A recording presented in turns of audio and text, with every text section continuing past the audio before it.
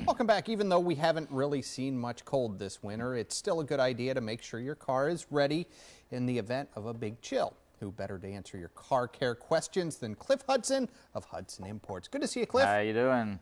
Seems an odd subject for today, doesn't it? Like, what's it going to be, like 70 degrees outside? No, it's not even going to be close to that. It's going to be closer to 80.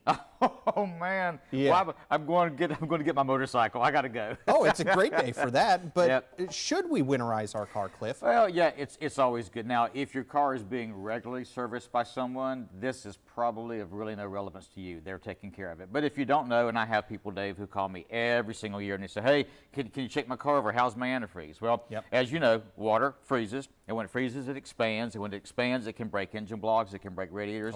Catastrophic, major, costly damage. Definitely. So we mix antifreeze with water to prevent that from happening. We actually call that engine coolant. So the reason that happens is because we don't want to have a freeze up of a block. Right. And also, too, the antifreeze does another thing. It also raises the boiling point of the water.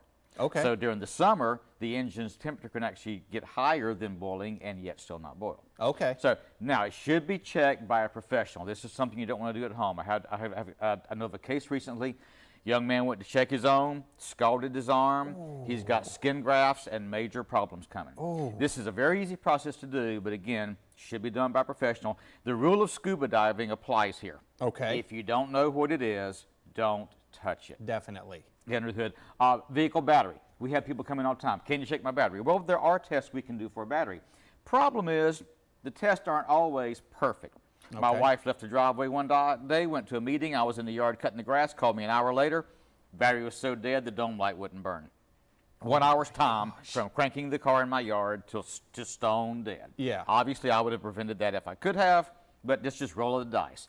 We have a lot of people who come in and they say, Cliff, my battery's 3 or 4 years old, just give me a new one. We used to try to talk them out of that. We realize now they've got to have that peace of mind that, hey, it's only going to last 4 or 5 years, so let's get a new one put in there. So battery, yes, you can have it tested, but it's very often a roll of the dice. You just never know.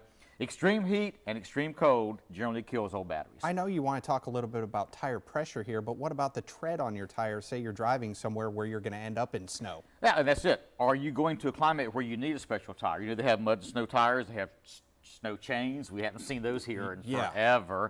I would hope not. The thing is, are you going to a climate where you need to be prepared? Because you're just like leaving here with a light jacket and getting off the plane in New York and going, holy cow, Same thing happens to your car, so you might want to investigate with someone where you're headed, how your car should be prepared for that. Tire pressures can get low when it's really cold outside. Air expands and contracts with temperature. So if you have a tire pressure monitoring system, you might see a warning light on the dash. Also, too, you might want to have your tires pressures checked because the air actually leaches out through the rubber. Now, what about like nitrogen? Would that make a difference in your tire? Nitrogen helps because the molecules are larger, so it's harder for that to leak out. Don't warm up your car. Number one, it's against the law to leave a car running unattended in almost every municipality. Let it run 10 or 15 seconds and take off, you're good to go. And especially a lot of folks do that in the garage. Creates carbon monoxide. Careful with little plastic knobs and switches. They get real brittle in the cold weather and they're easy to break.